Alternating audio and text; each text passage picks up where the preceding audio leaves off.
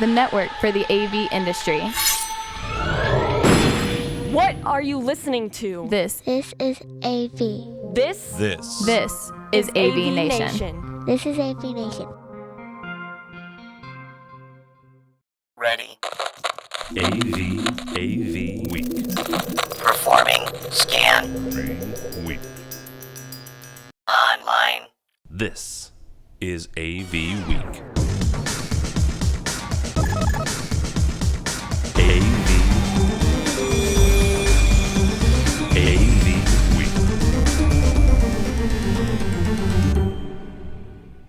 This is AV Week, your weekly wrap-up of audio-visual news and information. My name is Tim Albright. I'm your host. Hello. If you're watching live or listening to this is Sunday. It's a special edition. There's a reason for that. This guy right here is the reason for that. His name is Aviv. He's from Kramer. He's in Israel. I love the internet. How are you, sir? I'm great. Glad to be here, and sorry for destroying your Sunday. No, it's good, man. I hear I'll pay you back once Friday, I promise. Well, he and I were talking off the air. I love this, the fact that we can do this. We used to have Tom Andrew on from Australia. So the fact that he's in Israel right now, right, and I'm just outside of St. Louis, and Don and Bradford, who we'll get to in a second, are in their respective places of the United States. I think it's cool. So thank you so much for making time on your Sunday evening, folks. Absolutely. Thank you. Pleasure to be here. Also with us, I mentioned as well, Bradford Ben from Harman International. How are you, sir? I'm doing well. How is everyone? Good. His lower third, in case you're not watching, says favorite guest. It's true. It's true. And last but not least, Miss AV Dawn Mead from Net AV, also the host of AV Social. How are you, ma'am? Very good, thanks. How are you guys? Good. And I have not seen nor spoken to Miss Mead, so congratulations on being named one of the 40 under 40 from Commercial Integrator. We'll talk about the whole list later. She told me she was 29. Well, that's the thing, is they had a misprint. It's 30. She's 30. Oh, okay, she's 30. Harry's 40. She's 30. Oh, so Harry's robbing the cradle. Yes. Okay. God, I love you guys so much. Always has been, always will be. So she's been 30 for many years. You know what? You know, my mom was 39 until my oldest brother turned 32, and then she decided to age 3 years. Other than the dog, Harry and I don't have kids, so I'm whatever age I'd like to be. 35 today. 35. That works. I'll go with 29. You couldn't go for 29. You've got too little hair and too much gray in your beard. So. No, I meant Don's 29. Oh, I'm the oldest one here. To be old and wise, you first must be young and stupid. I'm the old and wise one. I've gotten the first part down. My 20s was nothing but young and stupid. Anyhow. All right. Are we going to talk about audio? Let's talk about some AV stuff. We're going to cover TiVo this week, which is a little odd for us, but there's a reason for that. AVNation is going to CEDIA for the first time, covering it as a news organization. AVNation, the news organization, CEDIA, the event. And TiVo actually is one of the sponsors. They've got some stuff coming out. We have our very, very first Apex certified company, and Apex is a certification from Infocom. We'll talk about that. We'll talk about some Kramer stuff with Aviv and everybody else, and also AMX. But first, from our friend Ted Green, who, God love him, Ted is either teasing me and making my life horrible, or giving Dawn and I reason to believe and hope. OLED. Yeah. There's an OLED Japanese consortium. See what happens when I do this on Sunday? Japanese consortium that are testing the OLED production method. What does that mean for you and me and Dawn and I when it comes to hoping and praying and believing that OLED is going to happen? Dawn, we'll kick it off with you because you share this passion as much as I do. What does this mean when it comes to the possibility of making OLED an actual, honest-to-goodness, reality in the world of Pro AV and commercial, both? Well, I'm hoping it means that I'm finally going to get my large OLED flexible screen, not silly curved thing, but flexible screen on my wall before I die. That's what I hope it means. I've been waiting for the promise of OLED for over a decade now. If you've been listening to this show, Tim and I have been whining about it for as long as the show's existed. And every time Japan or any other country in that part of the world that manufactures screens comes out with a negative news story about OLED, it crushes our hearts. It literally hurts. And this is fantastic news that not only are they not giving up on the technology, but they're determining that they want to move forward to it. I think it said that the consortium includes Japan Display, Sony, Panasonic, and Innovation Network Corporation of Japan. So there are some big names in there, and if they're all going to work together on this technology, my God, I might actually get one finally, and that'll make me so happy. Okay, so let me, I'm not trying to take the contrarian view, but they've been a little schizophrenic about this, right, the last 6 months. Oh, I'm trying to be nice. They've been slightly schizophrenic. Because here's the thing, Sony and Panasonic both, right? They did the whole split up. You know, Sony took its stuff, Panasonic took its stuff as far as their OLED agreement. LG has been the only one saying, hey, we're still over here doing it. But everybody else has been, nah, let's not do it. We can't make money, this, that, and the other. I'm wondering, you have any thoughts as to why suddenly Sony and Panasonic, those two names specifically, are back in this game? Well, I can't remember whether it was this past January or the January before. That's why I said 6 months. Are you sure you want to go with that number? One of the past CESs or out in Vegas, Sony's big thing was screw OLED. We're going to have crystal vision or whatever the heck that ridiculous laser thing was that they was tried. 2013, I think. CES. Yeah. So they've been trying to kill. Oh, go ahead. I was going to say, once you cross 40, you can't remember back that far, so I'll go with 13. I'm 29. Remember, you said so. I just have no idea what you're talking about. It's video stuff. Don't worry about it. Okay, I'll go back to sleep. Yes. But they came out. Sony came out with this crystal vision or crystal laser or crystal something or other, and it's a case of everybody was making progress on this new technology, 10-year-old technology, OLED. And then everyone had something new and innovative, and so they didn't want to play nice with others.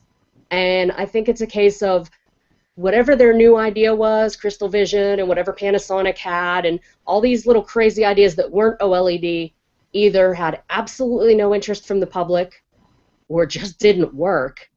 And so they had to drop back and punt, go back to a technology that, because it's over 10 years old, at least in the small scale, they know works. They know it's possible. They just need to advance it, So it's not like they're inventing that. Breaking away from OLED was trying to reinvent the wheel and come up with something new and exciting. They're sick of working on it, but they haven't perfected it yet. So if everybody gets together and works to perfect it and brings a proven technology to market in a better way, then the entire industry will benefit, and then they can go back and play with their crystal whatevers and maybe bring that to market some other time if they can get it to work. Yeah, so I think this is a good move that they all said, hey, wait a minute, no, we could make money with this if we get it larger and flatter and bendier and to market affordably. Well, and ramp up the production, capabilities. That's the one thing that the last story that we heard, not from LG but from Sony and Panasonic, was the fact that they couldn't make money. Well, I was going to say, looking at the investment, $193 million US. I'm like, are they really putting in everything they can to be successful? Because I don't think that's a huge investment yet. I think that's more of a I'm sorry, $200 million isn't a huge investment. That's a lot of money.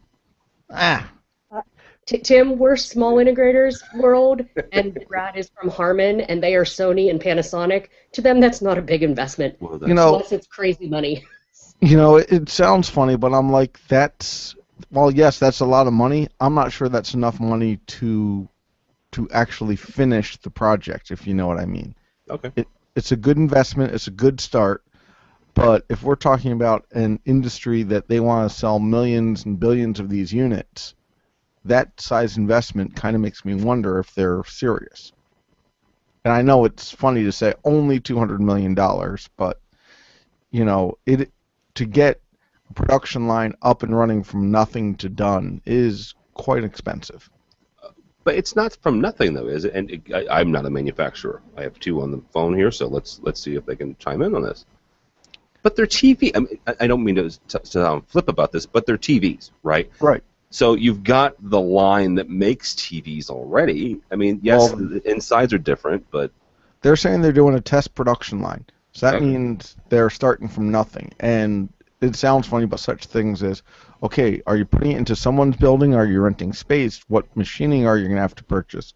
What tooling are you going to have to purchase, et cetera, et cetera?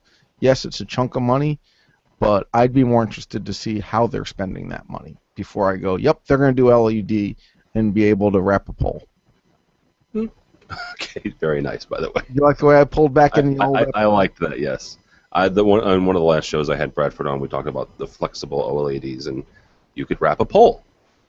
I think I said that exact phrase. So. Yes, you did. It might be the title of said episode. I think so. Aviv, when it comes to ramping up new technologies like this, what's some of the manufacturing challenges that Bradford was alluding to?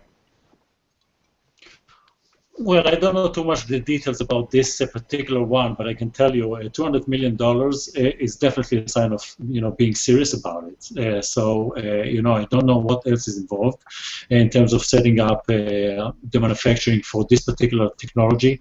I think Brad may be right that larger amounts may be required, but it's definitely an amount that shows being very serious about the project and, being set up to delivering a product, and Don is right. This is definitely something that the world has been waiting for a long time, so it does require a significant amount of investment for sure.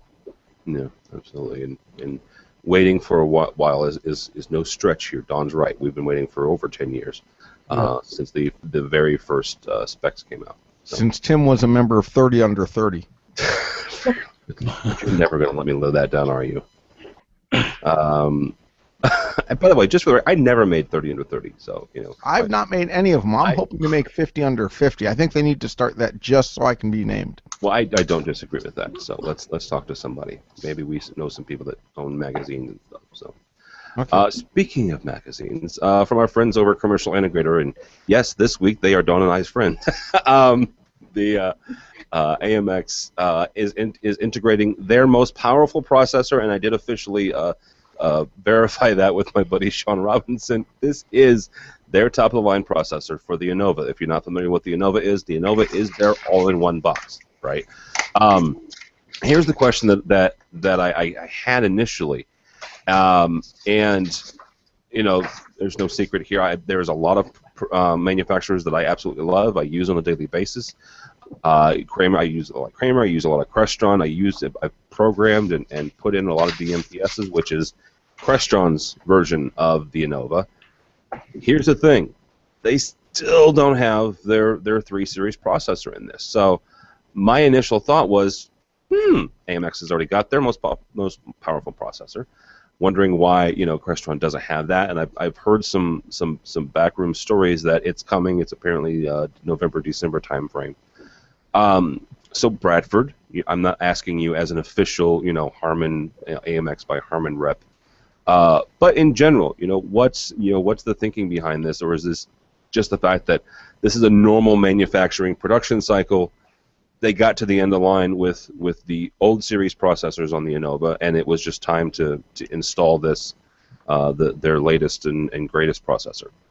Well, it's not just putting in the latest and greatest processor, because as we were talking a little bit off the air, the processor speed isn't what actually does everything. It's more about the overall system and the programming. Part of it is bringing in IP version 6. It's bringing in the fact that it's a standards and it follows more of the standards that people like. The fact that it's, what's the word I'm looking for? It's also compatible with old products was a big thing. But the fact that it runs on Linux, it's newer, faster processor, which means it's going to be able to handle newer, higher resolution video. And it sounds funny, as a manufacturer, you don't want to keep your products working on older chipsets, so what we were talking about ahead of time, just to bring our listeners in, was that, it's at, the press release says it's 1,600 millions of instructions per second, or MIPS, versus 404 MIPS, which just cracks me up. They couldn't say 400, they had to say 404. For those of you who are nerds, you understand 404 is the error that comes up when a page isn't. I missed that. I completely missed that, but that's nice. That's very good. Thank you. So, but as we were talking about, good code can make them both run at the same speed. But we have good code for that. We have the fact it'll do IPv6, it'll do IPv4, it'll do all that. It has the security in there, so which is good, and it's backwards compatible. So staying current is important. The fact that you're able to make it very scalable becomes huge. You know, it's as systems are getting bigger and bigger, it's needed more and more. I can share the PowerPoint that I was given, and we can pretend I know what I'm talking about. No, but it's just one of these things where the idea of updating as technology gets better and not passing the cost on to the customer is a beautiful thing. One of the things I do like about it, and this is where everyone's going to kind of chuckle, it's Linux. Yes. It's stable. I tried to crash one. So far, I've been unsuccessful. Well, good. But let me know if you do, because I've got a couple Linux boxes at the house. Actually, my kids, both of my children are in grade school now, and I figured they needed a laptop. But I just got an old laptop off eBay and stripped it down, and they both have Linux installations on them. Because you're right, it's very hard to crash. Aviv, from a manufacturing standpoint, how Bradford mentioned the fact that this thing is IPv6 ready. How important is that? Is making sure that your stuff is ready for Internet Protocol version 6 going forward? That's an interesting question, because that's one of those things that have been, sort of looming in the air for a very, very long time.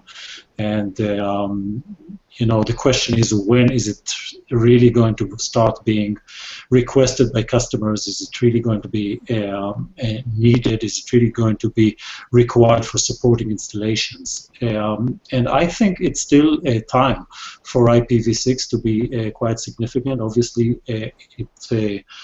we are working on it, manufacturers are working on it, but, to be quite honest, I don't see the urge from the market yet. It's true that there is a potential problem with addresses and all that, so at some point there will be a pressure to start putting it in. I have to say I don't see an urgent request from customers to IPv6 at the moment, and that's we still have some runtime to come up with that. Would be my judgment at this point. Is it one of those things though where you guys as the manufacturer, and Bradford, you can chime in too, but Aviv, is this one of those things where you guys should lead the clients rather than waiting for the demand to get there? Because let's be honest, sometimes customers are dumb. I mean they're not thinking. They still have 192.168.1.1 stuck in their head, or whatever the default IP address is for whatever product.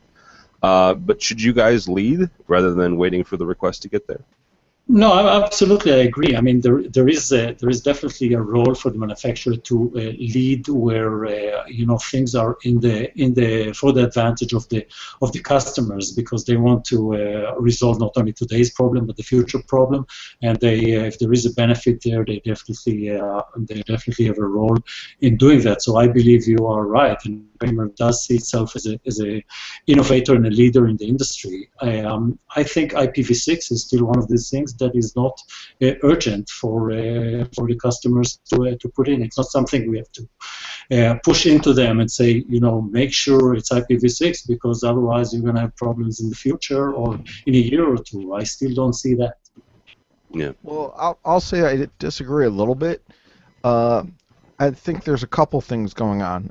Part of it is a lot of customers latch onto it as, IPv6, that's a new buzzword. I have to check and make sure I get there. There is a certain amount of that. But there's also on the larger infrastructures, the campus and corporate worlds of, a large multinational conglomerate that has an office in Guadalajara, Sao Paulo, London, etc., that they're going to want IPv6 for their network just because they're starting to make the transition already. But I do agree, for probably 90 to 95% of the market, it's not needed. It's a standalone small network that's using the private network, like you said, using 192.168.1.1 is all their addresses and all that. But I do think it's important to start thinking about this as some of the larger customers are starting to require it, especially for, I'm not going to say metropolitan area networks, I'm saying world area networks of when they have the multiple locations. I think that's where IPv6 comes in. And I'll be the first to admit it's a buzzword. People are expecting, IPv6. It sounds funny. It's kind of I realize this is comparing apples and oranges, but it's a lot of times where people look at the 1,600 million meaningless instructions per second, as we were talking about, versus 1,500 MIPS. And the 1,600 must be better than the 1,500. But if the math is bad math, the 1,500 can be faster than the 1,600. But it's just the numbers make it look better and more high tech. Yeah. Also, by the way, if you've never messed with IPv6, it reminds me, the numbers remind me, I shouldn't say numbers, because it reminds me of MAC addresses, honestly, because there's alphanumerics in there. So yes, it's hexadecimal because of how big the numbers are. It's the exact same format. It's 128-bit, and to try to put a 128-bit word together in number form, well, I don't have that kind of time to type, so it's hexadecimal words instead. So, yep, same format. MAC address is just 32-bit. These happen to be, 128-bit. Yeah. See, you learned something, Tim. Yeah, I learned something, every once in a while. Don, let's tackle two things. First of all-in-one boxes with these new fancy smanchy higher end processors. And Bradford alluded to the fact that it's backward compatible. How important is that? Is making sure that as our control manufacturers push farther and farther, and whether it's MIPS or whatever the benchmark is, making sure that these things are faster and better. How important is it that they make sure that they can talk to their legacy products? Hugely important. Thank you. It's hugely important. I mean, well, Tim, you used to be technology manager at a university, at a community college, but it's still, you're dealing with campuses with lots of classrooms and lots of individual small integrations that make a giant whole. And anytime you're talking about a corporate campus or a school campus or a medical campus where there are multiple implementations, those can take place over a long period of time from the time you start the first room till you finish the last room. It's time for refresh on the first room again. Yeah. So you have to have that backwards compatibility if you're going to have any interoperability between the different classrooms, the different buildings, the different areas that you're taking care of. And I think it would be almost irresponsible to not have backwards compatibility. And I mean, kind of arrogant to say, well, we're going to change our product, and if you want the shiny new, you have to change everything in your existing infrastructure everywhere if you want it to talk, or your SOL. Yeah. I mean, that takes some chutzpah to come out with something like that. I mean, come on, I wouldn't buy it. I would say, that's Microsoft-esque. Yeah, exactly. I mean, that would take, pardon me, a very big set to come out with this phrase like that to your customers. So I think the backwards compatibility is huge. If I can jump back to the IPv4 versus 6 thing, yes. I have to respectfully disagree with the guys that say it's not a problem or it's not a very big problem. I think it's going to be a very big problem, not practically speaking from the functionality of the systems, because practically speaking, Bradford's right, very small systems, even a campus is still kind of internal, small systems, plenty of numbers to go around with IPv4.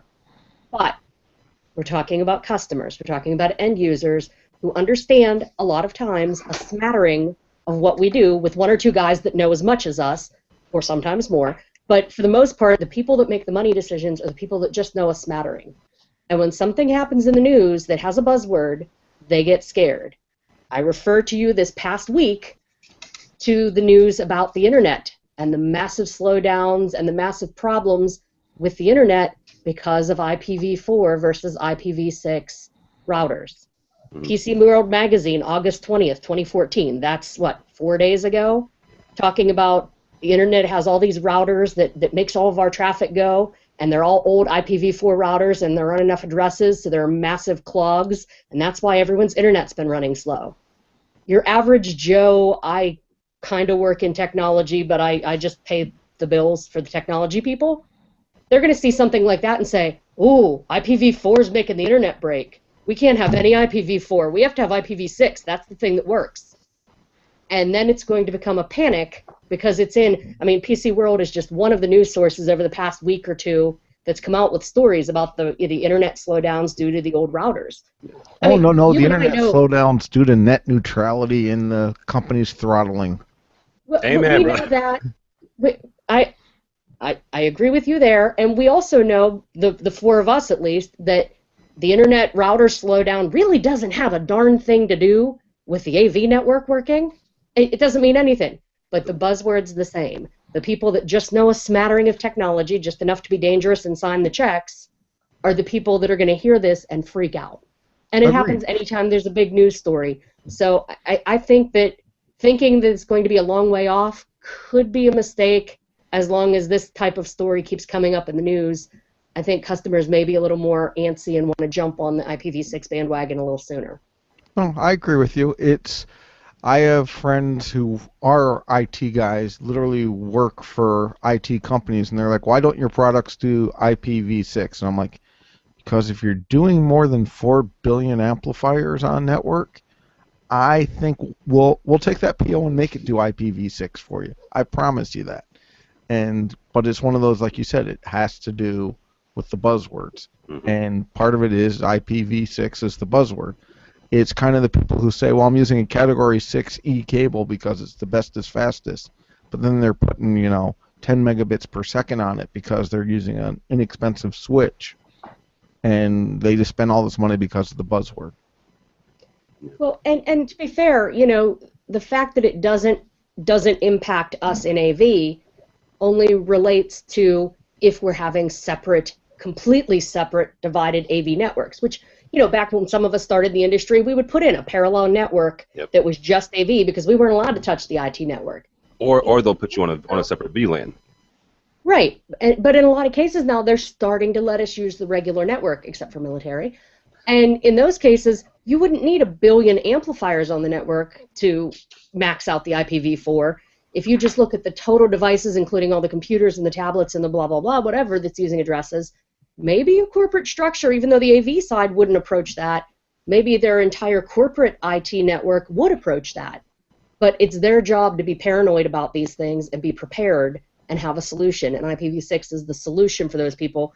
It's Paul Zealy from AMX and a lot of the guys talking security, both at Infocom and at some recent things. When you're in IT, when you're dealing with that stuff, and when you're in security, it's all about risk mitigation. And these IT managers that are running AV networks now, they want to mitigate their risk of any sort of problem. And if they can do that by using an IPv6 product versus an IPv4, even if it really wouldn't max out the network at 4, they're going to go with that. Well, I also say there's another challenge of some products from some manufacturers don't like being on an IPv6 network. And I include myself in there. Define that, like they don't like it from a corporate philosophy, or the products don't like being on it? Some computers that run Windows 7 have problems if you have IPv6 enabled and are trying to use UDP to talk to other control objects. And that's not just a Harman problem, that's actually a Microsoft-based problem. It's because it's in Windows 7 itself. So this is where you start getting into it's a whole big ecosystem that you have to worry about. Now, I'm not trying to make everyone paranoid, because it's easy enough I go in and I uncheck IPv6 and it's a 15-second fix. But this is one of those, if we're going to say IPv6 is important, or customers are going to say IPv6 is important, we have to realize, getting back to the backwards compatibility thing, there are hundreds of devices, if not thousands of devices, that IPv6 doesn't work on that might have problems being on an IPv6 network. Have you seen the same issues with Windows 8 devices if you have IPv6 enabled, or have you not run across that? Have not done enough testing to comment on it successfully. I'm just curious because it may be one of those things. Yes, I agree with backwards compatibility, but back to my comment about Microsoft-esque. That is not, saying that you have to buy all brand new stuff is not unlike Microsoft. If you've paid attention to the gaming part, and that's kind of what I'm referencing, their new gaming platform, the Xbox One, you couldn't take your Skyrim or for my son his version of Minecraft and throw it into, you couldn't take the 360 version and put it into a Xbox One box and let it work. So. Well, and I actually have to say, and this is going to pain me to say it, if you look at how backwards compatible on multiple platforms Microsoft as the operating system supports, it's actually pretty impressive. Because if you think about it, there are companies that are still running Windows XP that's, 10 years old, 14 years old? No, it's dead now. They stopped supporting it. No, not fully. Really? Because there's still Microsoft XP embedded. That's like a manufacturer version. Okay, but the general, everybody and their brother version. Right, the general everyone and their brother. But then you look at the stuff that Microsoft Windows 7 allows you to run as XP compatible, as 98 compatible, as ME compatible, which just causes the software to crash.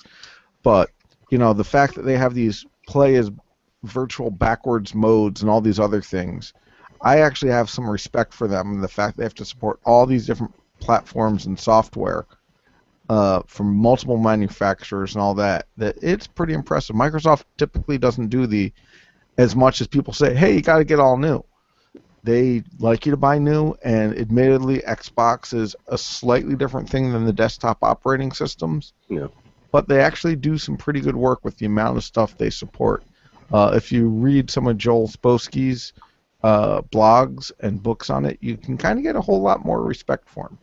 Do they have anything that's perfect? Do they still support Microsoft Bob? Yes, they do. However, Microsoft Bob is then, your computer crashes and goes, no, really, get something real.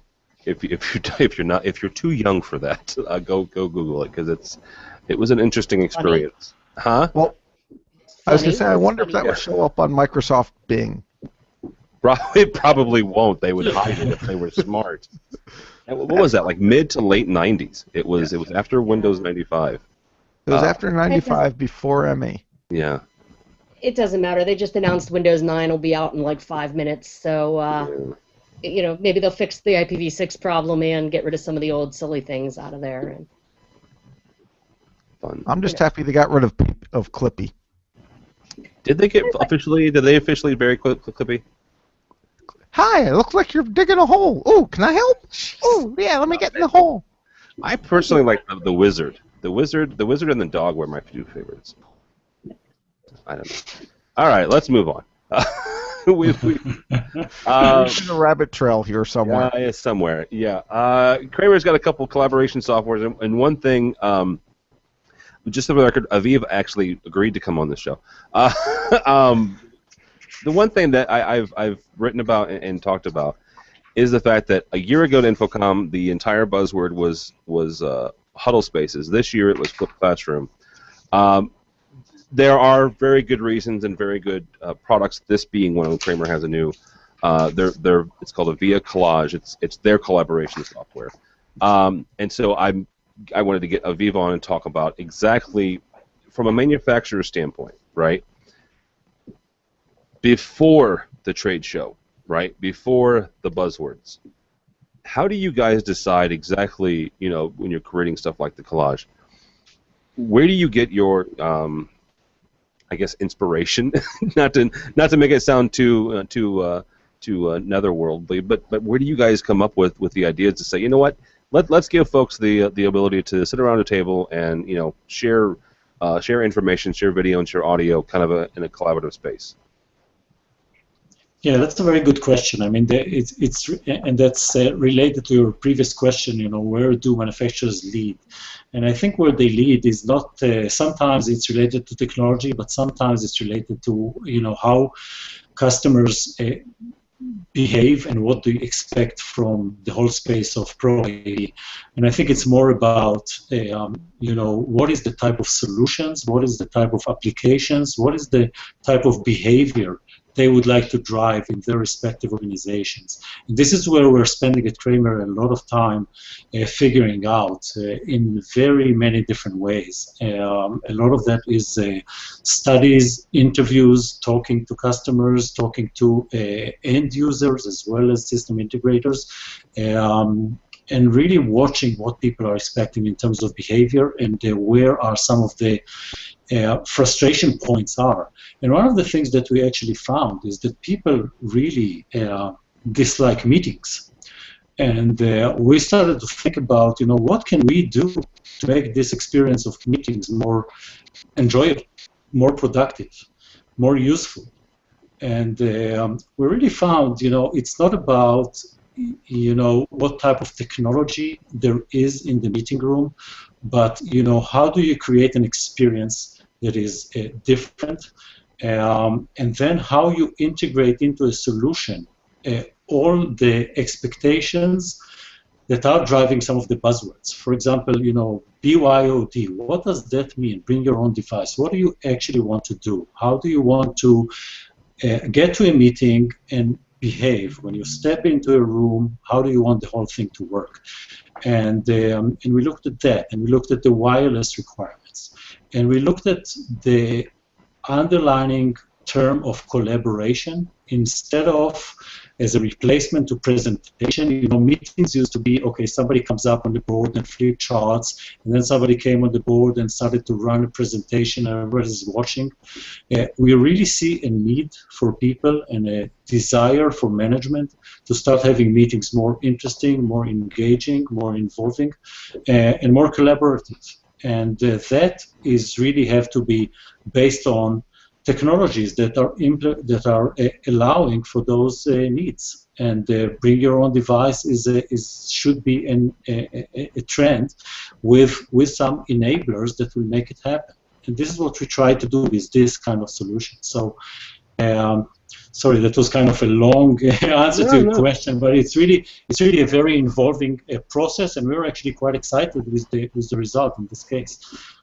So bring on meetings that is more collaborative, more engaging, more interesting, having people being able to show their stuff when they come to a meeting, because it's not always one person is having a talk and now this person is presenting. We want other participants to get on board and to show their stuff. And they have a clip of video they want to show. They want it to be full HD being streamed into the main device. They want to see on their device, they want to see what's presenting on the main screen.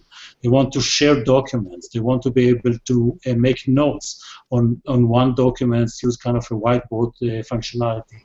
All those kind of things are really what excites us in this new product.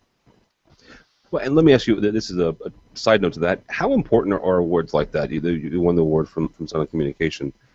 How important is that as an organization? Is it more, hey, cool, it's something else that we can use in marketing, or does it really mean something to you guys when a publication says, you know what, this is a really great product, so much so that it's among some of the best things that we've seen recently? It's a nice recognition. It's really useful in marketing material. I think it spreads the word out.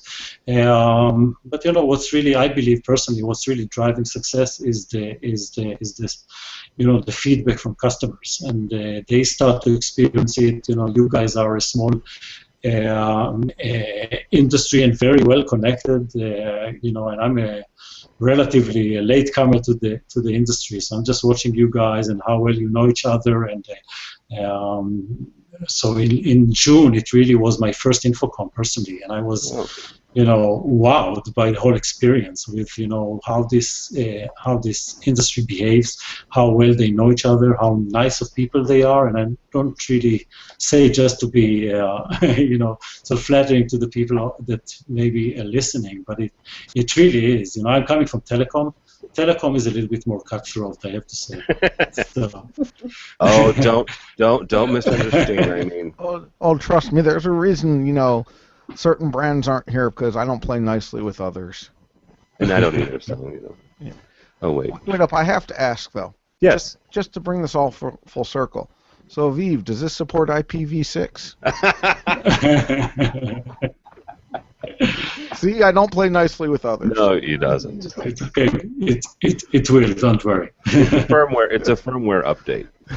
There you go. Bradford, from your guys' standpoint, how do you, same question, I guess, is how do you, as Harman, come up with new ideas? Is again back to the same old question of do you guys lead or do you wait for customer feedback? We do both, and this is where it starts to get to be challenging. So, very similar to what Aviv talked about, you start talking with your customers and you ask them what problems they're having. Because if I come in and say, I can develop this product that does X, Y, and Z, they're going to go, But if you can go to a customer and go, what problems are you having? What things can I solve for you? And then look at how you can apply technology to it. It's a much better workflow, I feel. But then there are other times where you have to put something out there, a game changer. I can use the example of, I personally, when we put a front panel on the iTech amplifier, we're putting a front panel on amplifier Y. And now it's like, okay, it makes a lot of sense. It was something that was a little ahead of its time, in my opinion, but it works well. So it's a combination of talking to the customers to see what problems they want to solve. It's a challenge when working with customers because quite often they'll say, I need an input device that has 17 inputs and only 17 inputs, and here's why, and blah, blah, blah. But if you can go, okay, what's the problem you're trying to solve? What's the challenge you have? What's the issue? Rather than saying what to create the technology doing. That's a much better collaborative effect. It's kind of like saying, oh, does it have to be IPv6? Everyone's going to say, yeah, it has to be IPv6. Whereas you say, what's the biggest challenge you see when you integrate with base buildings and converged, or as we call them, harmonized networks? And people go, oh, they want to use the same IP structure throughout the entire system. It has to support SNMP version 3, and it has to support 802.1x for authentication, and you need to support tagged VLANs and all that. That's a lot better information than saying, oh, it has to support IPv6. So that's kind of the big thing. So what problems can I solve for you today, Tim? Wireless video and audio seamlessly over 1,000 feet, secured and integrated into a control system. Okay, but what type of image quality do you want? But I can do that right now if you want 8K, like, baby. Oh, okay, that's gonna be a little harder, but we can do that. All right. Tim doesn't ask for much. No, on an OLED screen. I was about to say, do I need to make that flexible so you can wrap it around the antenna mast? Bendy. Dawn, from an integrator standpoint, how do you guys go about? Do you have systems in place, or is it one of those things? I should ask the full question before I elaborate on it. How do you get your requests to manufacturers? Is there a system in place where once a quarter, once a month, you guys, throw an email out to Harman or Kramer or whoever, or is it kind of on a case-by-case basis? You happen to be talking to an engineer or talking to Bradford and say, "Hey, by the way, you should do this." Well, as Aviv says, we were a very friendly industry, and a lot of people know a lot of other people from a lot of places. So usually, when we have a problem that needs a solution, I'll call up Bradford or Bobby or whoever from whichever manufacturer and say, hey, you know what sucks about your product and how you could fix it? And that's actually what she says. And it is actually what I say. and we talk it through as to why it's practical or not practical, or I make a case for why my customers or my personal self would love or need such a thing, and then we see if it's feasible. But there's no formal process, but it happens when it happens, but fortunately we know a lot of people, so we just call them up and being part of the AVNation, I may have a little more clout with getting a hold of people than average integrators, just because I know a lot more of folks by name to call up and say, hey Bobby, why can't you fix this? Or hey Bradford, or hey Matt or whoever, make it happen.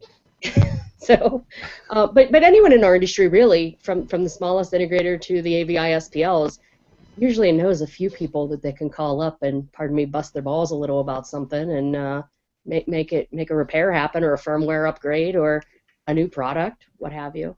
Yeah. Yeah, absolutely.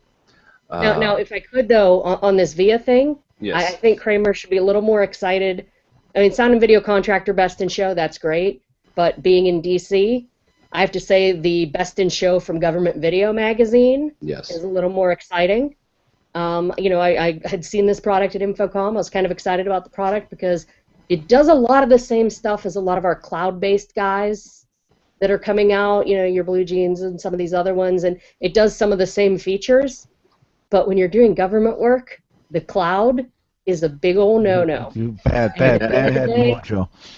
As cool as the cloud is and as fantastic as some of these other products and services are, and we've used them on some of our corporate clients, having a box to be able to do some of the cool whiz-bang things that the cloud stuff does is perfect for government integrators. So that little Government Video Magazine award, good job. That's the one for at least some parts of this country that make the difference. Did you hear that, Aviv? Put that in your marketing material. Right after the IPv6. Right after the IPv6. We'll be sending you a bill for the marketing, advice. This is, if you guys want to comment on this, you can. This is kind of more of a hey, this is kind of a cool thing.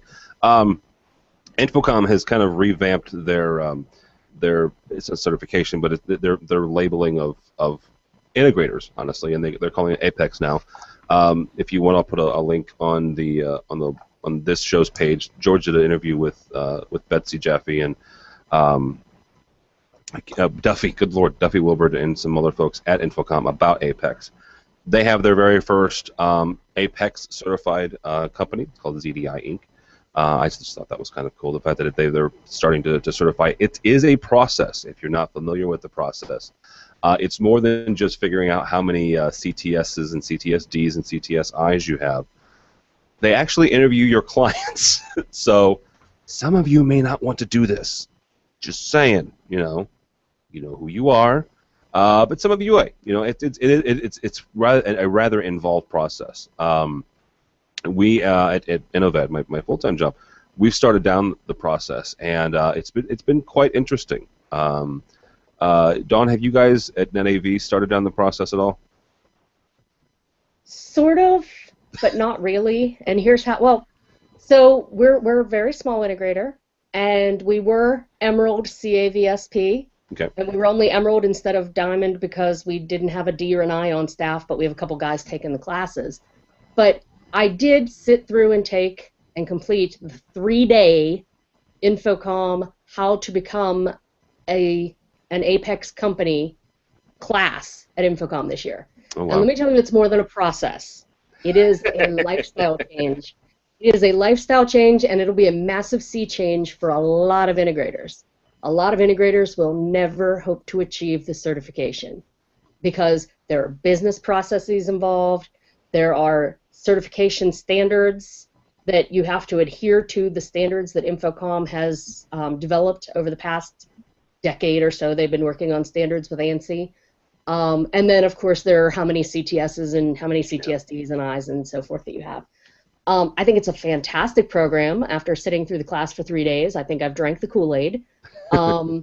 It really will set apart those integrators that do the job incredibly well. There's a lot of documentation involved. A lot of mom-and-pop integrators may not be set up to immediately jump on board and handle these reams of documentation involved. That's not to say they shouldn't have been doing some sort of documentation to begin with, but the level of documentation that's required by these standards can be daunting, put it that way, to a mom-and-pop integrator. But it's definitely something to try. It's definitely something. I presented all the info to my bosses, and we're looking to go down that road with NetAV. And I hope other integrators are hoping to do the same, because once you achieve the certification, it actually means something. Yeah.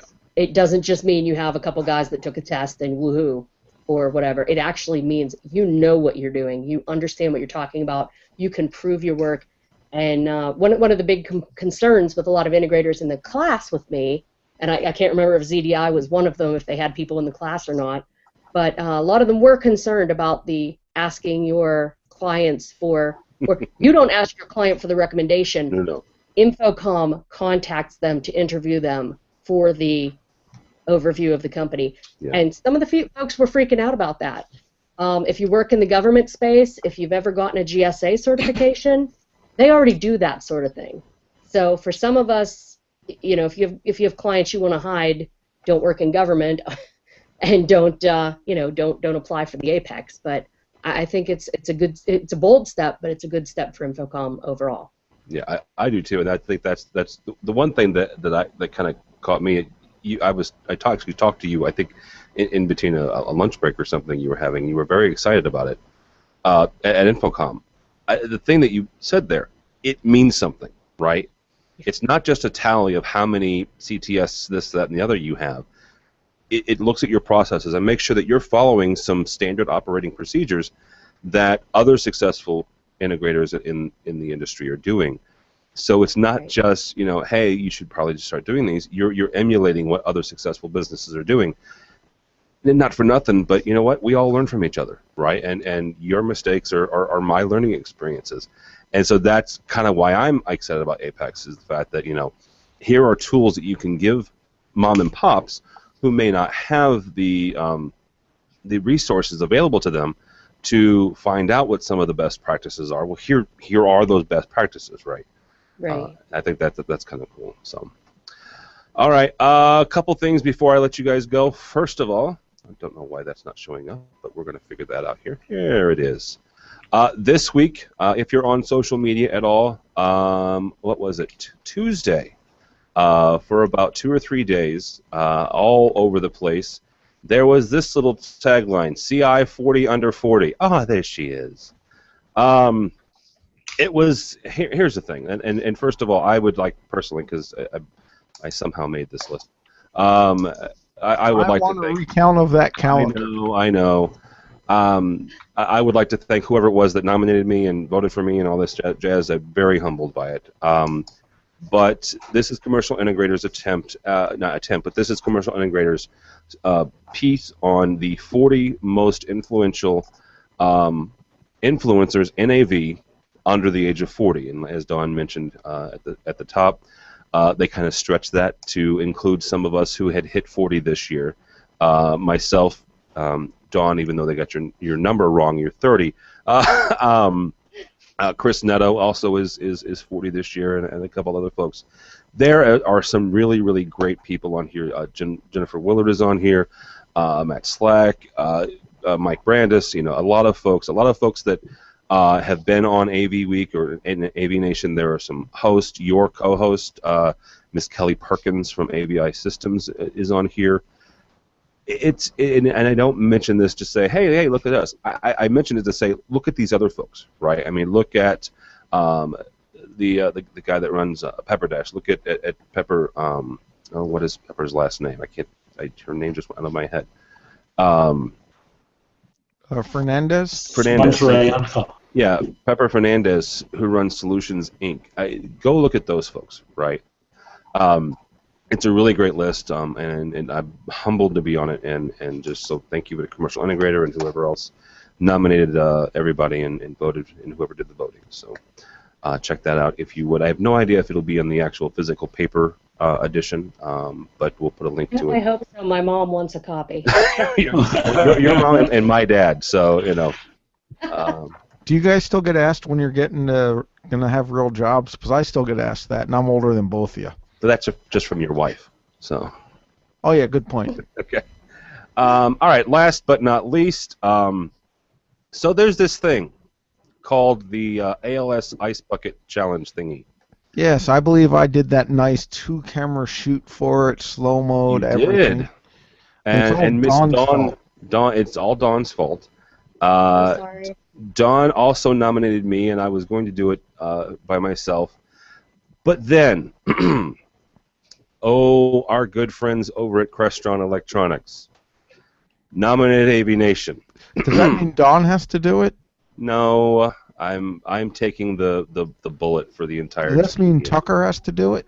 Tucker, no, it means I'm going to do it for the entire team. I want to see Harry do it. Right, actually now. So hang on for a second. So, hang on. Disconnect the power. Oh, you're doing it now? Wow. Yeah. That's all. That's all the skin you get to see. I like the fact you're wearing a white T-shirt. This is going to make it so much better. Well, you know. So how do you do this? So Crestron Electronics has nominated AVNation. We would like to nominate Commercial Integrator for the ALS Ice Bucket Challenge, as well as Infocom International, and also Margot Duahi, or anyone from the New Bay media folks. So I picked Margot because Margot was on AVWeek a couple months ago. So here we go. This is actually ice. If you're listening to the podcast, I think it's M&M's. Shut up. Here's the video. There's ice. Right there. You see the ice? Ice, baby. Ice. Right. All right. So what do I do? Just dump this on my head? Yeah. Pretty much. Okay. Goodness gracious.